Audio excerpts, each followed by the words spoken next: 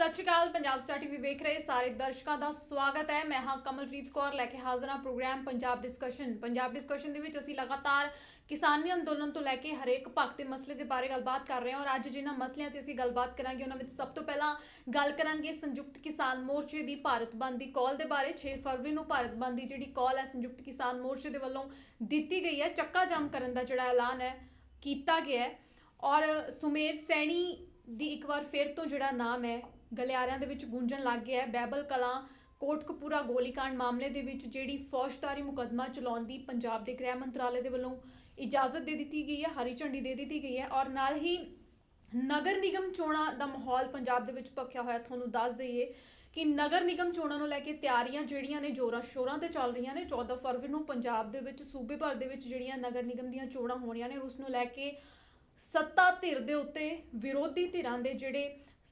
ਸਵਾਲ ਨੇ ਉਹ ਖੜੇ ਹੋਣੇ ਸ਼ੁਰੂ ਹੋ ਗਏ ਨੇ। ਵਿਰੋਧੀ ਧਿਰਾਂ ਦੇ ਦੋਸ਼ ਜਿਹੜੇ ਨੇ ਕਾਂਗਰਸ ਤੇ ਲੱਗਣੇ ਸ਼ੁਰੂ ਹੋ ਗਏ ਨੇ। ਜਲਾਲਾਬਾਦ ਦੀ ਗੱਲ ਕਰ ਲੈਂਦੇ ਹਾਂ। ਜਲਾਲਾਬਾਦ ਦੇ ਵਿੱਚ ਸ਼੍ਰੋਮਣੀ ਅਕਾਲੀ ਦਲ ਦੇ ਪ੍ਰਧਾਨ ਸੁਖਬੀਰ ਸਿੰਘ ਬਾਦਲ ਉੱਥੋਂ ਦੇ ਉਮੀਦਵਾਰ ਦਾ ਨੋਮੀਨੇਸ਼ਨ ਪੱਤਰ ਭਰਵਾਉਣ ਗਏ ਤੇ ਉੱਥੇ ਹਿੰਸਕ ਝੜਪਾਂ ਹੋਈਆਂ ਕਾਂਗਰਸ ਤੇ ਅਕਾਲੀ ਦਲ ਵਰਕਰਾਂ ਦੇ ਵਿਚਕਾਰ। ਸੁਖਬੀਰ ਬਾਦਲ ਦੀ ਗੱਡੀ ਦੇ ਉੱਤੇ ਪਥਰਾਅ ਵੀ ਕੀਤਾ ਗਿਆ ਜਿਸ ਤੋਂ ਬਾਅਦ ਅਕਾਲੀ ਦਲ ਵਰਕਰਾਂ ਦੇ ਵੱਲੋਂ ਸਿੱਧੇ ਤੌਰ ਤੇ ਜਲਾਲਾਬਾਦ ਦੇ ਵਿਧਾਇਕ ਰਮਿੰਦਰ ਆਵਲਾ ਦੇ ਉੱਤੇ ਫਾਇਰਿੰਗ ਦੇ ਦੋਸ਼ ਲਗਾਏ ਗਏ ਨੇ। ਗੁੰਡਾਗਰਦੀ ਦੀਆਂ ਜਿਹੜੀਆਂ ਵਾਰਦਾਤਾਂ ਨੇ ਉਸ ਤੇ ਇਲਜ਼ਾਮ ਕਾਂਗਰਸ ਦੇ ਉੱਤੇ ਜਿਹੜੇ ਲਗਾਏ ਜਾ ਰਹੇ ਨੇ। ਨਾਲ ਹੀ ਪੰਜਾਬ ਦੇ ਸਹਿ ਪ੍ਰਭਾਰੀ ਰਾਘਵ ਚੱਡਾ ਨੇ ਵੀ ਇਲਜ਼ਾਮ ਲਗਾਏ ਨੇ ਕਿ ਕਾਂਗਰਸ ਜਿਹੜੀ ਆ ਗੁੰਡਾਗਰਦੀ ਕਰ ਰਹੀ ਆ। ਕਿਸੇ ਵੀ ਜਿੱਥੇ ਵੀ ਨਗਰ ਨਿਗਮ ਦੀਆਂ ਚੋਣਾਂ ਹੋਣੀਆਂ ਨੇ ਸਾਡੇ ਉਮੀਦਵਾਰਾਂ ਨੂੰ ਜਿਹੜੇ ਨਾਮਾਂਕਣ ਪੱਤਰ ਨੇ ਨਾਮਜ਼ਦਗੀ ਪੱਤਰ ਨੇ ਉਹ ਭਰਨ ਨਹੀਂ ਦਿੱਤੇ ਜਾ ਰਹੇ। ਇਹਨਾਂ ਮਸਲਿਆਂ ਤੇ ਵਿਸਥਾਰਪੂਰਵਕ ਗੱਲਬਾਤ ਕਰਾਂਗੇ। ਸਾਡੇ ਨਾਲ ਮੌਜੂਦ ਨੇ ਸੀਨੀਅਰ ਪੱਤਰਕਾਰ ਜੈ ਸਿੰਘ ਛਿੱਬਰ। ਸਰ ਬਹੁਤ-ਬਹੁਤ ਸਟੂਡੀਓ ਦੇ ਵਿੱਚ ਅੱਜ ਬਹੁਤ-ਬਹੁਤ ਸਵਾਗਤ ਹੈ ਤੁਹਾਡਾ। ਧੰਨਵਾਦ ਕਮਲ ਜੀ। ਸ਼ੁਰੂਆਤ ਕਰ ਲੈਂਦੇ ਹਾਂ ਕਿਸਾਨੀ ਮਸਲਿਆਂ ਦੇ ਨਾਲ। ਆਪਾਂ ਲਗਾਤਾਰ ਕਿਸਾਨੀ ਅੰਦੋਲਨ ਦੀ ਗੱਲਬਾਤ ਕਰ ਰਹੇ ਹਾਂ। ਕਿਸਾਨੀ ਅੰਦੋਲਨ ਦੇ ਵਿੱਚ ਹੁਣ ਇੱਕ ਵੱਡੀ ਅਪਡੇਟ ਆਈ ਹੈ ਕਿ ਸੰਯੁਕਤ ਕਿਸਾਨ ਮੋਰਚਾ ਦੇ ਵੱਲੋਂ 6 ਫਰਵਰੀ ਨੂੰ ਜਿਹੜਾ ਚੱਕਾ ਜਾਮ ਹੈ ਇਸ ਦੀ ਕਾਲ ਦਿੱਤੀ ਗਈ ਹੈ। 26 ਜਨਵਰੀ ਨੂੰ ਵੀ ਸੰਯੁਕਤ ਕਿਸਾਨ ਮੋਰਚੇ ਦੀ ਕਾਲ ਦੇ ਉੱਤੇ ਜਿਹੜੀ ਟਰੈਕਟਰ ਪਰੇਡ ਕੱਢਣ ਦੀ ਜ਼ਿੰਮੇਵਾਰੀ ਜਿਹੜੀ ਲਈ ਗਈ ਸੀ। ਟਰੈਕਟਰ ਪਰੇਡ ਕੱਢਣ ਦਾ ਐਲਾਨ ਕੀਤਾ ਗਿਆ ਸੀ। ਹਾਲਾਂਕਿ ਉਸ ਤੋਂ ਬਾਅਦ ਜਿਹੜਾ ਮਾਹੌਲ ਹੈ ਕਾਫੀ ਤਣਾਅਪੂਰਨ ਹੋਇਆ। ਉਸ ਤੋਂ ਬਾਅਦ ਕਿਸਾਨੀ ਅੰਦੋਲਨ ਨੂੰ ਬਹੁਤ ਸਾਰੀਆਂ ਚੁਣੌਤੀਆਂ ਦਾ ਸਾਹਮਣਾ ਕਰਨਾ ਪੈ ਰਿਹਾ ਤੇ ਹੁਣ 6 ਫਰਵਰੀ ਦੇ ਚੱਕਾ ਜਾਮ ਹਾਲਾਂਕਿ 3 ਘੰਟੇ ਲਈ ਹੀ ਐਲਾਨ ਕੀਤਾ ਗਿਆ। ਉਹਨਾਂ ਨੇ ਜਿਹੜੇ ਨੈਸ਼ਨਲ ਤੇ ਸਟੇਟ ਹਾਈਵੇਜ਼ ਨੇ ਉਹਨਾਂ ਦੇ ਉੱਤੇ ਚੱਕਾ ਜਾਮ ਕੀਤਾ ਜਾਏਗਾ। ਪਰ ਇਸ ਚੱਕਾ ਜਾਮ ਦੀ ਕਾਲ ਨੂੰ ਤੁਸੀਂ ਕਿਵੇਂ ਵੇਖਦੇ ਹੋ? ਕਮਲ ਜੀ ਦੇਖੋ, ਸਭ ਤੋਂ ਪਹਿਲਾਂ ਤਾਂ ਜਿਹੜਾ ਸੰਯੁਕਤ ਕਿਸਾਨ ਮੋਰਚਾ ਨੇ 6 ਫਰਵਰੀ ਨੂੰ ਚੱਕਾ ਜਾਮ ਦਾ ਕਾਲ ਦਿੱਤੀ ਆ, ਇਹ ਆਪਣੇ ਆਪ ਦੇ ਵਿੱਚ ਇੱਕ ਮਹੱਤਵਪੂਰਨ ਗੱਲ ਹੈ।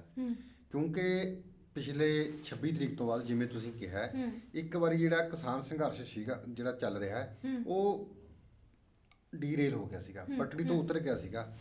ਕਿਸਾਨਾਂ ਆਗੂਆਂ ਦੀ ਹੁਣ ਜਿਹੜੀ ਸਭ ਤੋਂ ਵੱਡੀ ਚਿੰਤਾ ਸੀਗੀ ਉਹ ਇਹੀ ਸੀਗੀ ਕਿ ਕਿਸਾਨਾਂ ਦੇ ਵਿੱਚ ਲੋਕਾਂ ਦੇ ਵਿੱਚ ਜਿਹੜਾ ਵਿਸ਼ਵਾਸ ਆ ਉਹ ਪੈਦਾ ਕਰਨ ਦੀ ਜ਼ਰੂਰਤ ਸੀਗੀ।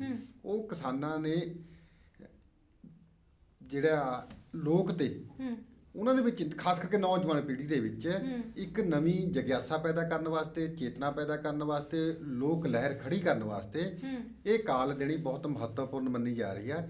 ਕਿਉਂਕਿ ਭਾਵੇਂ ਕਿ ਸੰਕੇਤਕ ਆ 3 ਘੰਟਿਆਂ ਵਾਸਤੇ ਸੱਦਾ ਦਿੱਤਾ ਪਰ ਇਹ ਆਪਣੇ ਆਪ ਦੇ ਵਿੱਚ ਇੱਕ ਅਹਿਮੀਅਤ ਹੋਵੇਗਾ। ਇਹਦੇ ਨਾਲ ਜਿਹੜਾ ਕਿਸਾਨ ਆਗੂਆਂ ਨੂੰ, ਸੰਯੁਕਤ ਕਿਸਾਨ ਮੋਰਚੇ ਦੇ ਆਗੂਆਂ ਨੂੰ, ਕਿਸਾਨ ਯੂਨੀਅਨਾਂ ਨੂੰ ਇਹ ਪਤਾ ਲੱਗੇਗਾ ਕਿ ਕਿੰਨੇ ਲੋਕ ਉਹਨਾਂ ਦੇ ਨਾਲ ਹੁਣ ਕਿਵੇਂ ਜੁੜ ਰਹੇ ਨੇ। ਦੇਖੋ, ਇੱਕ ਸਮਾਂ ਸੀ 26 ਜਨਵਰੀ ਤੋਂ ਪਹਿਲਾਂ ਤੱਕ ਕਿ ਲੋਕ ਆਪ ਵਹੀਰਾਂ ਘੱਤ ਕੇ ਸ਼ੰਭੂ ਤੇ ਟਿੱਕਰੀ ਬਾਰਡਰ ਤੇ ਗਾਜੀਪੁਰ ਵਾਲੇ ਏਰੀਏ ਦੇ ਵਿੱਚ ਜਾ ਰਹੇ ਸਨ। ਪਰ 26 ਜਿਹੜੀ ਜਨਵਰੀ ਦੀ ਘਟਨਾ ਵਾਪਰੀ ਆ ਉਹਦੇ ਨਾਲ ਇੱਕ ਵਾਰੀ ਤਾਂ ਅਜਿਹਾ ਮਾਹੌਲ ਹੋ ਗਿਆ ਸੀਗਾ ਕਿ ਲੋਕਾਂ ਦੇ ਮਨਾਂ 'ਚ ਇਹ ਗੱਲ ਚਲੇ ਗਈ ਸੀ ਕਿ ਇਹ ਜਿਹੜਾ ਕਿਸਾਨ ਆ ਉਹੀ ਗੱਲ ਮਤਲਬ ਜਿਵੇਂ ਕਿ ਜਿਹੜੀ ਸਰਕਾਰ ਵੱਲੋਂ ਦੋਸ਼ ਲਾਏ ਜਾ ਰਹੇ ਸਨ ਕਿ ਖਾਲਿਸਤਾਨੀ ਆ ਜਾਂ ਅੱਤਵਾਦੀ ਆ ਜਾਂ ਗਰਮਕੈਲੀ ਆ ਜਾਂ ਨਕਸਲਾਈਟ ਮੂਵਮੈਂਟ ਨਾਲ ਜੁੜੇ ਹੋਏ ਨੇ, ਅਰਬਨ ਨਕਸਲੀ ਆ ਵਗੈਰਾ ਵਗੈਰਾ, ਹੈ ਨਾ। ਉਹ ਤੋਂ ਬਾਅਦ ਹੁਣ ਜਦੋਂ ਸੰਘਰਸ਼ ਡੀਰੇਲ ਹੋਇਆ ਸੀਗਾ ਉਹ ਤੋਂ ਬਾਅਦ ਹੁਣ ਉਹ ਸੰਘਰਸ਼ ਨੂੰ ਦੁਬਾਰਾ ਪੈਰਾਂ ਤੇ ਖੜਿਆ ਕਰਨ ਵਾਸਤੇ, ਲਹਿਰ ਪੈਦਾ ਕਰਨ ਵਾਸਤੇ ਇਹ ਬਹੁਤ ਜ਼ਰੂਰੀ ਆ।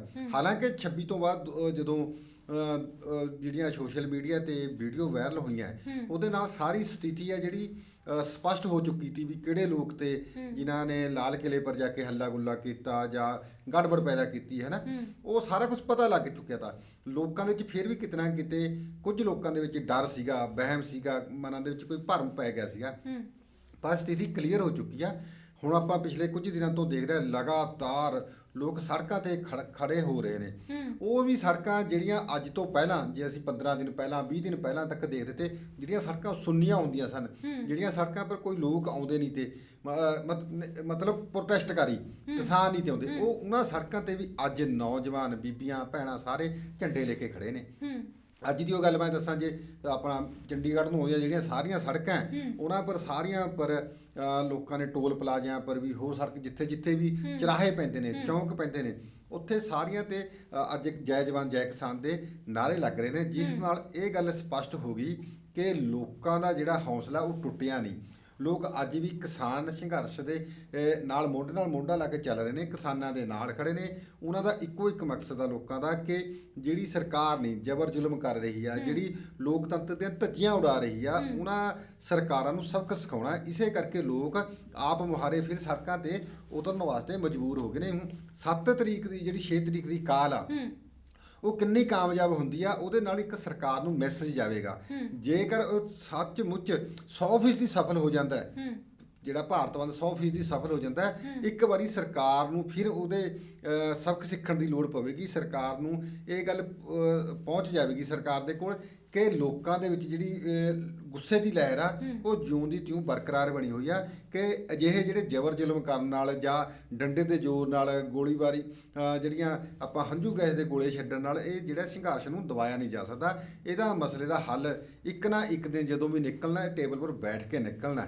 ਇਹ ਗੱਲ ਟੇਬਲ 'ਤੇ ਬੈਠ ਕੇ ਸਰਕਾਰ ਨੂੰ ਮੰਨ ਲੈਣੀ ਚਾਹੀਦੀ ਆ ਕਿ ਜਦੋਂ ਬਹੁ ਗਿਣਤੀ ਲੋਕ ਆ ਜਿਨ੍ਹਾਂ ਵਾਸਤੇ ਤੁਸੀਂ ਕਾਨੂੰਨ ਬਣਾਇਆ, ਜਦੋਂ ਉਹ ਬਹੁ ਗਿਣਤੀ ਲੋਕ ਇਹ ਕਹਿ ਰਹੇ ਨੇ ਕਿ ਸਾਡੇ ਕਾਨੂੰਨ ਆ ਜਿਹੜਾ ਉਹ ਸਾਡੇ ਹੱਕ ਵਿੱਚ ਨਹੀਂ, ਸਾਡੇ ਵਾਸਤੇ ਸਿਹਤਮੰਦ ਨਹੀਂ, ਸਾਡੇ ਵਾਸਤੇ ਖਤਰੇ ਦੀ ਘੰਟੀ ਆ, ਫਿਰ ਤੁਸੀਂ ਕਿਉਂ ਕਾਨੂੰਨ ਉਹਨਾਂ ਦੇ ਉੱਪਰ ਥੋਪ ਰਹੇ ਨੇ। ਲੋਕਤੰਤਰ ਦੀ ਇਹੀ ਖੂਬਸੂਰਤੀ ਆ ਕਿ ਲੋਕਤੰਤਰ ਵਿੱਚ ਸਰਕਾਰਾਂ ਜਿਹੜੀਆਂ ਲੋਕਾਂ ਵਾਸਤੇ ਹੁੰਦੀਆਂ, ਲੋਕਾਂ ਦੁਆਰਾ ਚੁਣੀਆਂ ਜਾਂਦੀਆਂ, ਪਰ ਤੁਸੀਂ ਲੋਕਾਂ ਦੀ ਰਾਏ ਤੋਂ, ਲੋਕਾਂ ਦੀ ਜਿਹੜੀ ਭਾਵਨਾ ਤੋਂ ਉਲਟ ਜਾ ਕੇ ਜਦੋਂ ਕੰਮ ਕਰੋਗੇ ਤਾਂ ਸਰਕਾਰਾਂ ਨੂੰ ਇੱਕ ਨਾ ਇੱਕ ਦਿਨ ਫਿਰ ਉਹ ਸਬਕ ਜਿਹੜੇ ਲੋਕ ਆ ਉਹ ਸਿਖਾ ਦਿੰਦੇ ਨੇ। ਸਰ, ਨਗਰ ਨਿਗਮ ਚੋਣਾਂ ਦੀ ਗੱਲ ਕਰ ਲਈਏ। ਪੰਜਾਬ ਅੰਦਰ ਜਿਹੜਾ ਨਗਰ ਨਿਗਮ ਚੋਣ ਅਖਾੜਾ ਪੂਰੀ ਤਰ੍ਹਾਂ ਭਖਿਆ ਹੋਇਆ, ਪਰ ਇਸ ਚੋਣ ਅਖਾੜੇ ਦੇ ਵਿੱਚ ਜਿਹੜਾ ਜੰਗ ਦਾ ਅਖਾੜਾ ਵੀ ਬਣ ਚੁੱਕਿਆ ਹੈ। ਵਿਰੋਧੀ ਧਿਰ ਤੇ ਸੱਤਾ ਧਿਰ ਦੋਵੇਂ ਆਮੋ ਸਾਹਮਣੇ ਹੋ ਗਈਆਂ ਨੇ। ਸੱਤਾ ਧਿਰ ਕਿਸੇ ਵੇਲੇ ਜਦੋਂ ਅਕਾਲੀ ਦਲ ਦੀ ਸਰਕਾਰ ਹੁੰਦੀ ਸੀ, ਮੈਨੂੰ ਯਾਦ ਹੈ ਕਿ ਕਾਂਗਰਸ ਅਕਸਰ ਧੱਕੇਸ਼ਾਹੀ ਦੇ ਦੋਸ਼ ਲਗਾਉਂਦੀ ਸੀ ਜਦੋਂ ਓਪੋਜੀਸ਼ਨ 'ਚ ਬੈਠੀ ਹੁੰਦੀ ਸੀ, ਤੇ ਅੱਜ ਜਦੋਂ ਕਾਂਗਰਸ ਸੱਤਾ ਤੇ ਹੈ ਤੇ ਉਸ ਤੇ ਅਕਾਲੀ ਦਲ ਵੱਲੋਂ ਤੇ ਆਮ ਆਦਮੀ ਪਾਰਟੀ ਵੱਲੋਂ ਗੁੰਡਾਗਰਦੀ ਦੇ ਦੋਸ਼ ਜਿਹੜੇ ਨੇ ਲਗਾਏ ਜਾ ਰਹੇ ਨੇ। ਜਲਾਲਾਬਾਦ ਦੀ ਮੈਂ ਗੱਲ ਕਰਾਂ, ਅੱਜ ਜਲਾਲਾਬਾਦ ਦੇ ਵਿੱਚ ਸੁਖਬੀਰ ਬਾਦਲ ਆਪਣੇ ਉੱਥੇ ਜੋ ਚੋਣ ਲੜ ਰਹੇ ਨੇ ਨਗਰ ਨਿਗਮ ਦੀ, ਉਹਨਾਂ ਦੇ ਉਮੀਦਵਾਰ ਦਾ ਨਾਮਜ਼ਦਗੀ ਪੱਤਰ ਭਰਵਾਉਣ ਗਏ ਸਨ, ਜਿਸ ਦੇ ਦਰਮਿਆਨ ਅਕਾਲੀ ਵਰਕਰਾਂ ਤੇ ਕਾਂਗਰਸੀ ਵਰਕਰਾਂ ਦੀ ਝੜਪ ਹੁੰਦੀ ਹੈ, ਹਿੰਸਕ ਹੁੰਦੀ ਹੈ, ਫਾਇਰਿੰਗ ਤੱਕ ਉੱਥੇ ਹੋ ਜਾਂਦੀ ਹੈ ਔਰ 3 ਜਿਹੜੇ ਵਰਕਰ ਨੇ ਉਹ ਜ਼ਖਮੀ ਹੋ ਜਾਂਦੇ ਨੇ। ਔਰ ਉਸ ਤੋਂ ਬਾਅਦ ਅਕਾਲੀ ਵਰਕਰਾਂ ਵੱਲੋਂ ਦੋਸ਼ ਲਗਾਇਆ ਜਾਂਦਾ ਹੈ ਸਿੱਧਾ ਉੱਥੇ ਜਲਾਲਾਬਾਦ ਦੇ ਵਿਧਾਇਕ ਰਮਿੰਦਰ ਆਵਲਾ ਤੇ, ਕਿ ਆਵਲਾ ਦਾ ਬੇਟਾ ਖੁਦ ਫਾਇਰਿੰਗ ਜਿਹੜੀ ਆ ਉਹ ਕਰ ਰਿਹਾ ਸੀ। ਔਰ ਇੱਥੇ ਬਸ ਨਹੀਂ ਆ, ਆਮ ਆਦਮੀ ਪਾਰਟੀ ਦੇ ਰਾਘਵ ਚੱਡਾ ਵੀ ਸਾਹਮਣੇ ਆਉਂਦੇ ਨੇ, ਉਹ ਵੀ ਕਹਿੰਦੇ ਨੇ ਕਿ ਸੱਤਾ ਧਿਰ ਦੇ ਵੱਲੋਂ ਜਿਹੜੀ ਨਾਮਜ਼ਦਗੀਆਂ ਭਰਨ ਨੂੰ ਲੈ ਕੇ ਜਿਹੜੀ ਗੁੰਡਾਗਰਦੀ ਵਿਖਾਈ ਜਾ ਰਹੀ ਹੈ, ਸਾਡੇ ਉਮੀਦਵਾਰਾਂ ਨੂੰ ਜਿਹੜੀ ਨਾਮਜ਼ਦਗੀ ਆ ਉਹ ਨਹੀਂ ਭਰਨ ਦਿੱਤੀ ਜਾ ਰਹੀ। ਕਮਲ ਜੀ ਦੇਖੋ, ਸਭ ਤੋਂ ਪਹਿਲਾਂ ਤਾਂ ਜਿਹੜੀ ਸ਼੍ਰੋਮਣੀ ਅਕਾਲੀ ਦਲ ਦੇ ਪ੍ਰਧਾਨ ਮੈਂਬਰ ਪਾਰਲੀਮੈਂਟ ਸੁਖਬੀਰ ਸਿੰਘ ਬਾਦਲ ਹੋਰਾਂ ਤੇ ਜਿਹੜਾ ਹਮਲਾ ਹੋਇਆ ਉਹ ਆਪਣੇ ਆਪ ਦੇ ਵਿੱਚ ਮੰਦਭਾਗਾ ਹੈ। ਅਜਿਹੀ ਕੋਈ ਕਾਰਵਾਈ ਆ ਜਿਹੜੀ ਨਹੀਂ ਕਰਨੀ ਚਾਹੀਦੀ, ਕੋਈ ਝੜਪ ਨਹੀਂ ਕਰਨੀ ਚਾਹੀਦੀ, ਜਾਂ ਅਜਿਹਾ ਤਣਾਅਪੂਰਨ ਮਾਹੌਲ ਪੈਦਾ ਕਰਨ ਦੀ ਕੋਈ ਜ਼ਰੂਰਤ ਨਹੀਂ ਹੈ। ਤੁਹਾਡੇ ਕੋਲ ਲੋਕਤੰਤਰ ਦੇ ਵਿੱਚ ਵੋਟਾਂ ਦਾ ਸਭ ਤੋਂ ਵੱਡਾ ਅਧਿਕਾਰ ਆ। ਜੇ ਤੁਸੀਂ ਕਿਸੇ ਨੂੰ ਠਿੱਬੀ ਲਾਉਣੀ ਹੈ, ਕਿਸੇ ਨੂੰ ਹਰਾਉਣਾ ਹੈ, ਤਾਂ ਤੁਸੀਂ ਆਪਣੀ ਵੋਟ ਤੰਤਰ ਜਿਹੜਾ ਹੈਗਾ, ਵੋਟ ਦਾ ਅਧਿਕਾਰ ਕਰੋ, ਵੋਟ ਦੀ ਵਰਤੋਂ ਕਰੋ, ਸਹੀ ਵਰਤੋਂ ਕਰਕੇ ਸਹੀ ਬੰਦਿਆਂ ਨੂੰ ਚੁਣੋ। ਪਰ ਤੁਸੀਂ ਜੇਕਰ ਕਿਸੇ ਆਗੂ ਤੇ ਹਮਲਾ ਕਰਨਾ ਹੈ, ਇਹ ਲੋਕਤੰਤਰ ਦੇ ਵਿੱਚ ਕੋਈ ਵੀ ਇਸ ਦੀ ਸ਼ਲਾਘਾ ਨਹੀਂ ਕਰੇਗਾ। ਹਰ ਵਿਅਕਤੀ ਹੈ ਜਿਹੜਾ ਭਲਾ ਮਾਨਸ ਵਿਅਕਤੀ ਆ, ਅਮਨ ਪਸੰਦ ਵਿਅਕਤੀ ਆ, ਉਹ ਇਸ ਮਾਮਲੇ ਦੀ ਨਿੰਦਾ ਕਰੇਗਾ। ਕਿਸੇ ਨੂੰ ਕਾਨੂੰਨ ਆ ਜਿਹੜਾ ਆਪਣੇ ਹੱਥ ਵਿੱਚ ਲੈਣ ਦੀ ਮਤਲਬ ਜਿਹੜੀ ਸਰਕਾਰ ਆ ਜਾਂ ਪੁਲਿਸ ਆ ਜਾਂ ਕਾਨੂੰਨ ਆ, ਇਹ ਇਜਾਜ਼ਤ ਨਹੀਂ ਦਿੰਦਾ। ਇਹਦੇ ਵਿੱਚ ਕਾਨੂੰਨ ਆਪਣਾ ਕੰਮ ਜ਼ਰੂਰ ਕਰੇਗਾ। ਤੇ ਦੂਜੀ ਗੱਲ ਜਿਹੜੀ ਤੁਸੀਂ ਧੱਕੇਸ਼ਾਹੀ ਦੀ ਗੱਲ ਕੀਤੀ ਆ, ਇਹ ਸਰਕਾਰਾਂ ਦੇ ਵਿੱਚ ਸਰਕਾਰ ਜਿਹੜੀ ਮਰਜ਼ੀ ਵੀ ਹੋਵੇ, ਲੋਕਤੰਤਰ ਦਾ ਬਹੁਤ ਵੱਡੇ ਪੱਧਰ ਤੇ ਮਜ਼ਾਕ ਉਡਾਉਂਦੀਆਂ। ਜਿਹੜੀ ਸਰਕਾਰੀ ਮਸ਼ੀਨਰੀ ਆ ਉਹਦੀ ਵੱਡੇ ਪੱਧਰ ਤੇ ਦੁਰਪ੍ਰਯੋਗ ਕਰਦੀ ਰਹੀ ਹੈ। ਪਿਛਲੇ ਲੰਬੇ ਸਮੇਂ ਤੋਂ ਦੇਖ ਲਈਏ, 20 ਸਾਲ ਦੇਖ ਲਓ, 25 ਸਾਲ ਦੇਖ ਲਓ, ਜਿਹੜੀ ਵੀ ਸੂਬੇ ਦੀ ਸਰਕਾਰ ਹੁੰਦੀ ਹੈ, ਜਿਹੜੀ ਵੀ ਮਰਜ਼ੀ ਪਾਰਟੀ ਦੀ ਹੋਵੇ, ਉਹ ਹੇਠਲੇ ਪੱਧਰ ਤੋਂ ਲੈ ਕੇ ਪੰਚਾਇਤ ਚੋਣਾਂ, ਮਿਊਨਿਸਪੈਲਿਟੀ ਦੀਆਂ ਚੋਣਾਂ, ਬਲਾਕ ਸੰਮਤੀ, ਜ਼ਿਲ੍ਹਾ ਪਰਿਸ਼ਦ, ਨਗਰ ਨਿਗਮ ਦੀਆਂ ਜਿਹੜੀਆਂ ਜਾਂ ਈਵਨ ਕਿ ਸੁਸਾਇਟੀਆਂ ਦੀਆਂ ਚੋਣਾਂ ਵੀ ਹੁੰਦੀਆਂ ਜਿਹੜੀਆਂ ਜਾਂ ਮਿਲਕ ਡੈਰੀਆਂ ਦੀਆਂ ਚੋਣਾਂ ਜਿਹੜੀਆਂ ਮਿਲਕ ਸੁਸਾਇਟੀਆਂ ਉਹਨਾਂ ਦੀਆਂ ਚੋਣਾਂ ਦੇ ਵਿੱਚ ਵੀ ਵੱਡੇ ਪੱਧਰ ਤੇ ਧਾਂਦਲੀਆਂ ਕਰਦੀਆਂ, ਆਪਣੇ ਬੰਦਿਆਂ ਨੂੰ ਜਿਤਾਉਣ ਦਾ ਯਤਨ ਕਰਦੀਆਂ। ਕਈਆਂ ਦੇ ਕਾਗਜ਼ ਆ ਜਿਹੜੇ ਉਹ ਰੱਦ ਕੀਤੇ ਜਾਂਦੇ ਨੇ ਧੱਕੇ ਨਾਲ, ਕਈਆਂ ਨੂੰ ਕਾਗਜ਼ ਭਰਨ ਤੋਂ ਰੋਕਿਆ ਜਾਂਦਾ, ਕਈ ਉਮੀਦਵਾਰਾਂ ਨੂੰ ਉਹਨਾਂ ਨੂੰ ਇੱਕ ਤਰ੍ਹਾਂ ਦਾ ਕਿਡਨੈਪਿੰਗ ਕਰ ਲਈ ਜਾਂਦੀ ਆ, ਉਕਸਾ ਕੇ ਲੈ ਜਾਂਦੇ ਆ ਵੀ ਚਲੋ ਆਪਾਂ ਇਹ ਕੰਮ ਕਰੀਏ ਜਾਂ ਇਹ ਉਹਨਾਂ ਨੂੰ ਕਾਗਜ਼ ਭਰਨ ਦਾ ਜਿਹੜਾ ਸਮਾਂ ਹੁੰਦਾ ਉਹ ਤੋਂ ਵਾਂਝੇ ਕਰ ਦਿੱਤਾ ਜਾਂਦਾ ਹੈ, ਉਹਨੂੰ ਲੇਟ ਕਰ ਦਿੱਤਾ ਜਾਂਦਾ ਤਾਂ ਕਿ ਉਹ ਸਹੀ ਸਮੇਂ ਤੇ ਕਾਗਜ਼ ਨਾ ਭਰ ਸਕੇ।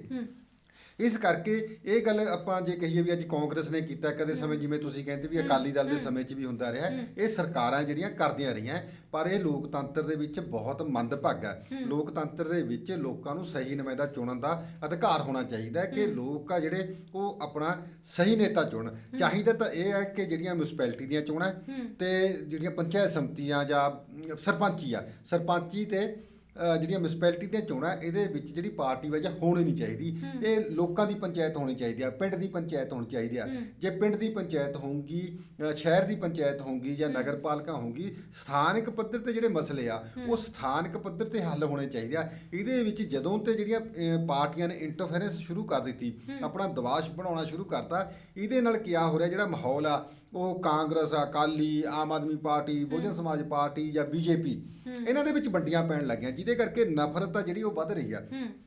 ਚਾਹੀਦਾ ਤਾਂ ਇਹ ਤਾਂ ਕਿ ਜਿਹੜੇ ਪਿੰਡ ਦੀ ਵੋਟਾਂ ਪੈ ਰਹੀਆਂ ਪੰਚਾਇਤ ਵਾਸਤੇ, ਉਹ ਸਾਰਾ ਪਿੰਡ ਆ ਜਿਹੜਾ ਸਰਬਸੰਮਤੀ ਨਾਲ ਬੈਠ ਕੇ ਫੈਸਲਾ ਕਰੇ। ਜੇ ਸਰਬਸੰਮਤੀ ਨਹੀਂ ਹੁੰਦੀ ਤਾਂ ਲੋਕਤੰਤਰ ਦਾ ਜਿਹੜਾ ਸਾਡੇ ਕੋਲ ਬਹੁਤ ਵਧੀਆ ਖੂਬਸੂਰਤੀ ਹੈ ਕਿ ਹਰੇਕ ਵਿਅਕਤੀ ਨੂੰ ਚੋਣਾਂ ਵਿੱਚ ਖੜਨ ਦਾ ਅਧਿਕਾਰ ਆ, ਗਰੀਬ ਤੋਂ ਲੈ ਕੇ ਅਮੀਰ ਤੱਕ ਨੂੰ, ਦਿਹਾੜੀਦਾਰ ਤੋਂ ਲੈ ਕੇ ਵੱਡੇ ਕਾਮੇ ਤੱਕ ਨੂੰ, ਜਾਂ ਕੋਈ ਵੱਡਾ ਜਿਹੜਾ ਰਿਟਾਇਰਡ ਅਫਸਰ ਹੋ ਸਕਦਾ, ਉਹਨਾਂ ਨੂੰ ਚੋਣ ਲੜਨ ਦਾ ਅਧਿਕਾਰ ਆ, ਉਹ ਚੋਣਾਂ ਦੇ ਵਿੱਚ ਲੜ ਸਕਦਾ। ਇਹ ਕਿੱਡੀ ਵੱਡੀ ਖੂਬਸੂਰਤੀ ਹੈ ਕਿ ਇੱਕ ਮਜ਼ਦੂਰ ਆ ਜਿਹੜਾ, ਜਾਂ ਇੱਕ ਘਰਾਂ ਦੇ ਵਿੱਚ ਘਰੇਲੂ ਔਰਤ ਆ ਜਿਹੜੀ, ਜੋ ਚਾਹੇ ਵੀ ਮੈਂ ਵੀ ਇਲੈਕਸ਼ਨ ਲੜਨਾ, ਉਹ ਵੀ ਆ ਕੇ ਇਲੈਕਸ਼ਨ ਲੜ ਸਕਦੀ ਹੈ। ਇਹ ਤੇ ਵੱਡੀ ਲੋਕਤੰਤਰ, ਦੇਸ਼ ਦਾ ਹਰੇਕ ਨਾਗਰਿਕ ਜਿਹੜਾ ਹੈ ਚੋਣ ਲੜਨ ਦਾ ਅਧਿਕਾਰ ਰੱਖਦਾ। ਇਹ ਕਿੱਡੀ ਵੱਡੀ ਖੂਬਸੂਰਤੀ ਆ ਇਹ। ਪਰ ਜਿਹੜੀਆਂ ਸਾਡੇ ਸਿਆਸੀ ਆਗੂ ਨੇ, ਇਹ ਆਪਣੀਆਂ ਥੱਲੇ ਦਬਦਬਾ ਕਾਇਮ ਰੱਖਣ ਵਾਸਤੇ, ਆਪਣੇ ਬੰਦਿਆਂ ਨੂੰ ਐਡਜਸਟ ਕਰਨ ਵਾਸਤੇ, ਉਹ ਹਮੇਸ਼ਾ ਲੋਕਤੰਤਰ ਨੂੰ ਮਜ਼ਾਕ ਬਣਾਉਂਦੀਆਂ ਨੇ, ਉਹਦੀਆਂ ਧੱਜੀਆਂ ਉਡਾਉਂਦੀਆਂ ਨੇ ਕਾਨੂੰਨ ਦੀਆਂ। ਇਹ ਅਜਿਹਾ ਨਹੀਂ ਹੋਣਾ ਚਾਹੀਦਾ। ਇਹ ਜਿਹੜਾ ਹੁਣ ਜਲਾਲਾਬਾਦ ਦੇ ਵਿੱਚ ਵੀ ਹੋਇਆ, ਚਾਹੇ ਕਾਂਗਰਸ ਨੇ ਕੀਤਾ, ਚਾਹੇ ਕਾਂਗਰਸ ਦੇ ਜਿਹੜੇ ਇਸ਼ਾਰੇ ਪਰ ਕੁਝ ਬੰਦਿਆਂ ਨੇ ਕੀਤਾ, ਇਹ ਆਪਣੇ ਆਪ ਦੇ ਵਿੱਚ ਬਹੁਤ ਮੰਦਭਾਗਾ। ਅਜਿਹਾ ਨਹੀਂ ਹੋਣਾ ਚਾਹੀਦਾ, ਕਿਉਂਕਿ ਹੁਣ ਤੱਕ ਜਿਹੜੇ ਕਾਂਗਰਸ ਦੇ ਜਿੰਨੇ ਵੀ ਆਗੂ ਨੇ, ਉਹ ਗੁੰਡਾਗਰਦੀ ਦੇ ਦੋਸ਼ ਬੀਜੇਪੀ ਦੇ ਆਗੂਆਂ ਪਰ ਲਾ ਰਿਹਾ, ਜੋ ਕਿ ਕਿਸਾਨ ਅੰਦੋਲਨ ਦੇ ਦੌਰਾਨ ਜੋ ਕੁਝ ਵੀ ਹੋਇਆ, ਜਾਂ ਇਹ ਤੋਂ ਪਹਿਲਾਂ ਜਦੋਂ ਕਾਂਗਰਸ ਸੱਤਾ ਤੋਂ ਬਾਹਰ ਸੀ, ਅਕਾਲੀ ਦਲ ਦੀ ਲੀਡਰਸ਼ਿਪ ਪਰ ਇਹੀ ਦੋਸ਼ ਲਾਉਂਦੇ ਰਹੇ।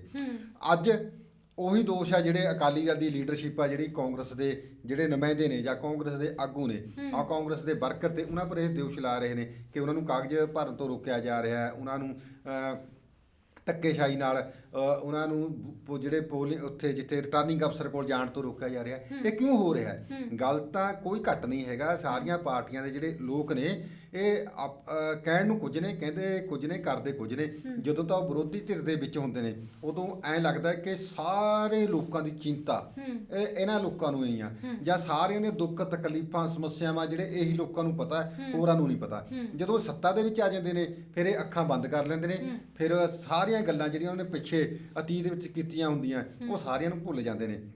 ਹੁਣ ਕਿੰਨੀ ਵਾਰੀ ਆਪਾਂ ਨੇ ਵਿਧਾਨ ਸਭਾ 'ਚ ਦੇਖਿਆ, ਜਦੋਂ ਵਿਧਾਨ ਸਭਾ ਦੇ ਵਿੱਚ ਆਪੋਜੀਸ਼ਨ ਬੈਂਚ 'ਚ ਬੈਠੇ ਹੁੰਦੇ ਨੇ, ਤਾਂ ਉਹ ਸਾਰੇ ਮਸਲਿਆਂ ਨੂੰ ਚੱਕਦੇ ਨੇ।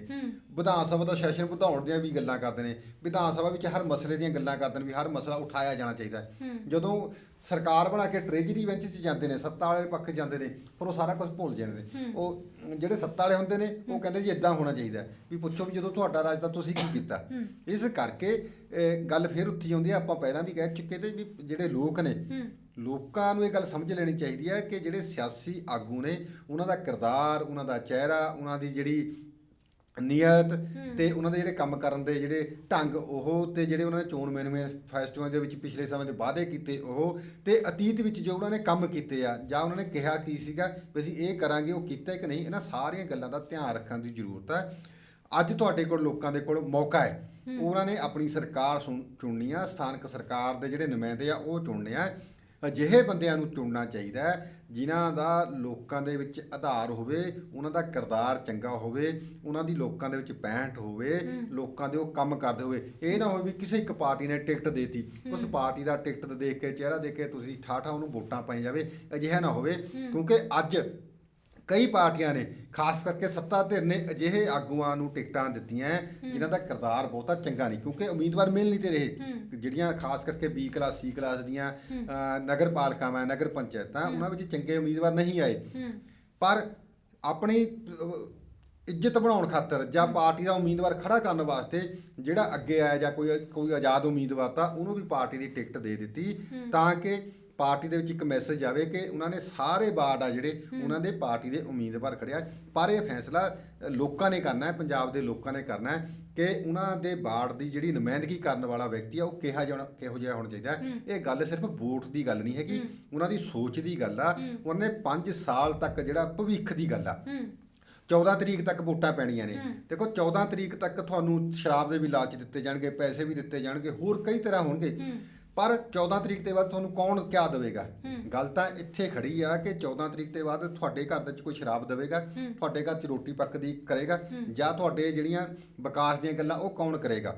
ਇਸ ਕਰਕੇ ਪੰਜਾਬ ਦੇ ਜਿਹੜੇ ਵੋਟਰ ਨੇ ਉਹਨਾਂ ਨੂੰ ਇਹ ਸੋਚਣ ਦੀ ਵਿਚਾਰਨ ਦੀ ਗੱਲ ਆ ਕਿ ਉਹਨਾਂ ਨੂੰ ਅਜਿਹਾ ਨੁਮਾਇੰਦਾ ਚੁਣਿਆ ਜਾਵੇ ਜਿਹੜਾ ਪਿਛਲੇ ਸਮਿਆਂ ਦੇ ਦੌਰਾਨ ਉਹਨਾਂ ਦੀ ਸੇਵਾ ਕਰਦਾ ਰਿਹਾ, ਸਮਾਜ ਦੀ ਸੇਵਾ ਕਰਦਾ ਰਿਹਾ, ਵਿਅਕਤੀਗਤ ਦੇ ਵਿਕਾਸ ਦੀਆਂ ਗੱਲਾਂ ਕਰਦਾ ਰਿਹਾ, ਹਲਕੇ ਦੇ ਵਿਕਾਸ ਦੀਆਂ ਗੱਲਾਂ ਕਰਦਾ। ਉਹ ਅਜਿਹਾ ਨੁਮਾਇੰਦਾ ਚੁਣਨ ਦੀ ਜ਼ਰੂਰਤ ਆ, ਨਾ ਕਿ ਉਹ ਪਾਰਟੀਬਾਜ਼ੀ ਦੀ ਗੱਲ ਚੁਣੇ।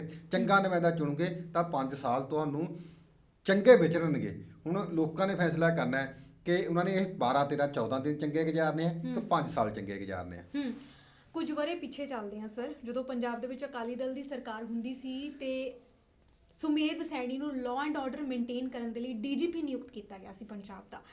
ਪਰ 2015 ਦੇ ਵਿੱਚ ਸ਼੍ਰੀ ਗੁਰੂ ਗ੍ਰੰਥ ਸਾਹਿਬ ਜੀ ਦੀ ਬੇਅਦਬੀ ਨੂੰ ਲੈ ਕੇ ਸ਼ਾਂਤਮਈ ਰੋਸ ਪ੍ਰਦਰਸ਼ਨ ਸੰਗਤਾਂ ਕਰ ਰਹੀਆਂ ਸੀ ਤੇ ਉੱਥੇ ਗੋਲੀकांड ਹੁੰਦਾ ਹੈ, ਜਿਸ ਤੋਂ ਬਾਅਦ ਜਿਹੜਾ ਲਾਅ ਐਂਡ ਆਰਡਰ ਹੈ ਪੰਜਾਬ ਦੇ ਵਿੱਚ ਬੁਰੀ ਤਰ੍ਹਾਂ ਵਿਗੜਦਾ ਹੈ। ਖਾਸ ਕਰਕੇ ਸਿੱਖ ਭਾਈਚਾਰੇ ਦੇ ਵਿੱਚ ਜਿਹੜਾ ਰੋਸ ਹੈ ਉਹ ਪਾਇਆ ਜਾਂਦਾ ਹੈ।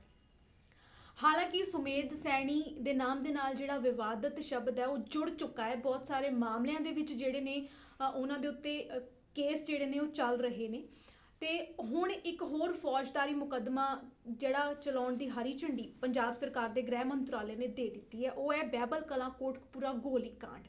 ਹੁਣ ਇੱਕ ਵਾਰ ਫਿਰ ਤੋਂ ਇਸ ਕੇਸ ਦੇ ਵਿੱਚ ਸੁਮੇਧ ਸੈਣੀ ਨੂੰ ਇਨਵੋਲਵ ਕੀਤੇ ਜਾਣ ਵਾਸਤੇ ਹਰੀ ਝੰਡੀ ਜਿਹੜੀ ਹੈ ਦੇ ਦਿੱਤੀ ਗਈ ਹੈ।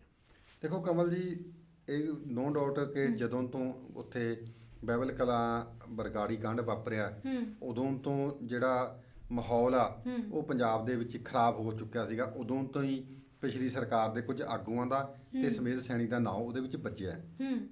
ਪਰ ਤੁਸੀਂ ਇਹ ਦੇਖੋ ਕਿ 4 ਸਾਲ ਗੁਜ਼ਰ ਗਏ, ਸਰਕਾਰ ਦਾ 1 ਸਾਲ ਚੋਣਾਂ ਦਾ ਰਹਿ ਗਿਆ। ਇਹ ਜਿਹੜੇ ਸਰਕਾਰ ਹੁਣ ਕੰਮ ਕਰ ਰਹੀ ਆ, ਹੁਣ ਉਹ ਜਿਹੜੇ ਉਹਨਾਂ ਨੂੰ ਹਰੀ ਝੰਡੀ ਦੇ ਰਹੀ ਆ, ਉਹ 4 ਸਾਲ ਪਹਿਲਾਂ ਕਿਉਂ ਨਹੀਂ ਦਿੱਤਾ? ਕਿਤੇ ਨਾ ਕਿਤੇ ਇਹ ਮਾਮਲਾ ਫਿਰ ਵੋਟਾਂ ਨਾਲ ਹੋ ਕੇ ਜੁੜਿਆ ਹੋਇਆ, ਕਿਉਂਕਿ ਅਗਲੇ ਸਾਲ ਵੋਟਾਂ ਹੋਣੀਆਂ ਨੇ ਵਿਧਾਨ ਸਭਾ ਦੀਆਂ। ਸਰਕਾਰਾਂ ਜਿਹੜੀਆਂ ਜਾਂ ਰਾਜਨੀਤਿਕ ਲੋਕ ਨੇ ਉਹ ਲੋਕਾਂ ਦੀਆਂ ਭਾਵਨਾਵਾਂ ਨਾਲ ਖੇਡਦੇ ਨੇ। ਜੇ ਤੁਸੀਂ ਇਹੀ ਕੰਮ ਜਿਹੜਾ 4 ਸਾਲ ਪਹਿਲਾਂ ਕੀਤਾ ਹੁੰਦਾ, ਜਦੋਂ ਸਰਕਾਰ ਬਣੀ ਸੀ ਪਹਿਲੇ ਦਿਨ ਸਰਕਾਰ ਉੱਥੇ ਇਹ ਹਾਲਾਂਕਿ ਕੈਪਟਨ ਅਮਰਿੰਦਰ ਸਿੰਘ ਕਹਿੰਦੇ ਸੀ ਕਿ ਜਦੋਂ ਸਾਡੀ ਸਰਕਾਰ ਬਣੂਗੀ ਬੇਅਦਬੀ ਦੇ ਦੋਸ਼ੀਆਂ ਨੂੰ, ਸਾਡੀ ਪਹਿਲ ਹੈ ਸਭ ਤੋਂ ਪਹਿਲਾਂ ਬੇਅਦਬੀ ਦੇ ਦੋਸ਼ੀਆਂ ਨੂੰ ਜਿਹੜੀ ਸਜ਼ਾ ਉਹ ਦਵਾਈ ਜਾਏਗੀ, ਜਾਂ ਜੋ ਘਟਨਾਕ੍ਰਮ ਬੇਅਦਬੀ ਦੇ ਨਾਮ ਤੇ ਹੋਏ ਨੇ ਉਹਨਾਂ ਨੂੰ ਉਜਾਗਰ ਕੀਤਾ ਜਾਏਗਾ। ਬਿਲਕੁਲ ਇਹ ਹੋਣਾ ਵੀ ਚਾਹੀਦਾ ਸੀਗਾ। ਪਰ ਦੇਖੋ ਕਿੰਨਾ ਸਮਾਂ ਲੰਘ ਗਿਆ ਪਿਛਲੇ ਦਿਨਾਂ ਦੇ ਦੌਰਾਨ। ਜਿਹੜੀਆਂ ਹੁਣ ਉਹਨਾਂ ਨੇ ਜਿਹੜਾ ਬਹਿਬਲ ਕਲਾਂ ਕਾਂਡ ਨੂੰ ਲੈ ਕੇ ਜਿਹੜਾ ਪਿੱਛੇ ਸਪਲੀਮੈਂਟਰੀ ਚਲਾਨ ਵੀ ਪੇਸ਼ ਹੋਇਆ, ਉਹਨੂੰ ਵੀ ਉਹਨਾਂ ਨੇ ਚੁਣੌਤੀ ਦਿੱਤੀ ਹੈ ਹਾਈ ਕੋਰਟ ਦੇ ਵਿੱਚ, ਕਿਉਂਕਿ ਸੁਮੇਧ ਸੈਣੀ ਵੀ ਇੱਕ ਪੁਲਿਸ ਦਾ ਵੱਡਾ ਅਧਿਕਾਰੀ ਰਿਹਾ, IPS ਅਫਸਰ ਆ, DGP ਰਿਹਾ ਹੈ। ਉਹ ਵੀ ਘੱਟ ਨਹੀਂ ਕਰੇਗਾ, ਉਹ ਵੀ ਕਾਨੂੰਨ ਨਾਲ ਪੂਰੀ ਤਰ੍ਹਾਂ ਖੇਡੇਗਾ, ਆਪਣੇ ਬਚਾਅ ਵਾਸਤੇ, ਆਪਣੀ ਡਿਫੈਂਸ ਵਾਸਤੇ ਹਰ ਦਾਅ ਪੇਚ ਖੇਡੇਗਾ। ਉਹਨੇ ਜਿਸ ਤਰ੍ਹਾਂ ਪਿਛਲੇ ਦਿਨਾਂ ਦੇ ਵਿੱਚ ਚਲਾਨ ਜਿਹੜਾ ਫਰੀਦਕੋਟ ਦੀ ਅਦਾਲਤ 'ਚ ਪੇਸ਼ ਹੋਇਆ, ਉਹਨੇ ਹੁਣ ਹਾਈ ਕੋਰਟ 'ਚ ਚੁਣੌਤੀ ਦਿੱਤੀ ਹੈ। ਹੁਣ ਇਹ ਗ੍ਰਹਿ ਵਿਭਾਗ ਨੇ ਜਿਹੜੀ ਮਨਜ਼ੂਰੀ ਦਿੱਤੀ ਆ, ਹਰੀ ਝੰਡੀ ਦੇ ਦਿੱਤੀ ਕੇਸ ਚਲਾਉਣ ਵਾਸਤੇ, ਇਹਨਾਂ ਵੀ ਉਹ ਚੈਲੰਜ ਕਰੂੰਗਾ। ਮੈਨੂੰ ਨਹੀਂ ਲੱਗਦਾ ਕਿ ਇਹ ਸਰਕਾਰ ਜੋ ਹਾਲਾਤ ਬਣੇ ਹੋਏ ਨੇ ਕਿ ਉਹਦੇ ਦੇ ਮੁਤਾਬਕ ਉਹਨੂੰ ਸਲਾਖਾਂ ਦੇ ਪਿੱਛੇ ਦੇ ਸਕੇਗੀ। ਜਦੋਂ ਪਿਛਲੇ ਦਿਨਾਂ ਦੇ ਵਿੱਚ ਇੱਕ ਜਿਹੜੇ ਉਹਨਾਂ ਦੇ ਪਰਿਵਾਰ ਦੇ ਰਿਸ਼ਤੇਦਾਰ ਆ, ਜਿਹੜੇ ਪਹਿਲਾਂ 30 ਸਾਲ ਦੇ ਕਰੀਬ ਇੱਕ ਵਿਅਕਤੀ ਆ ਜਿਹੜਾ ਉੱਥੇ ਵਾਲਾ ਆਪਣਾ ਮੋਹਾਲੀ ਵਾਲਾ ਬਲਵੰਤ ਸਿੰਘ ਮੁਲਤਾਨੀ ਵਾਲਾ, ਉਹ ਬੰਦਾ 30 ਸਾਲ ਤੋਂ ਲੜਾਈ ਲੜ ਰਿਹਾ ਹੈ ਜਿਹੜਾ ਬਿਲਕੁਲ। ਉਸ ਮਾਮਲੇ ਨੂੰ ਸੁਪਰੀਮ ਕੋਰਟ ਤੱਕ ਚਲੇ ਗਿਆ।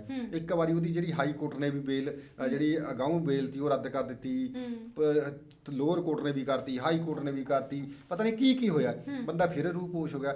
ਉਸ ਮਾਮਲੇ ਦੇ ਵਿੱਚ ਜਿਹੜੇ ਕਤਲ ਦੇ ਮਾਮਲੇ ਦੇ ਵਿੱਚ ਉਹ ਉਲਝਿਆ ਹੋਇਆ ਜਿਹਨੂੰ ਉਦੋਂ ਪੁਲਿਸ ਆ ਜਿਹੜੀ ਗ੍ਰਿਫਤਾਰ ਨਹੀਂ ਕਰ ਸਕੀ, ਹਿਰਾਸਤ ਨਹੀਂ ਲੈ ਸਕੀ। ਮੈਨੂੰ ਲੱਗਦਾ ਵੀ ਇਹਦੇ ਵਿੱਚ ਵੀ ਇਦਾਂ ਕੁਝ ਨਹੀਂ ਹੋਗਾ, ਸਿਰਫ ਲੋਕਾਂ ਦਾ ਆਈਵਾਸ਼ ਕੀਤਾ ਜਾ ਰਿਹਾ ਹੈ, ਲੋਕਾਂ ਦੀਆਂ ਜਿਹੜੀਆਂ ਭਾਵਨਾਵਾਂ ਦੇ ਨਾਲ ਆ ਜਿਹੜਾ ਉਹ ਖੇਡਿਆ ਜਾ ਰਿਹਾ ਹੈ।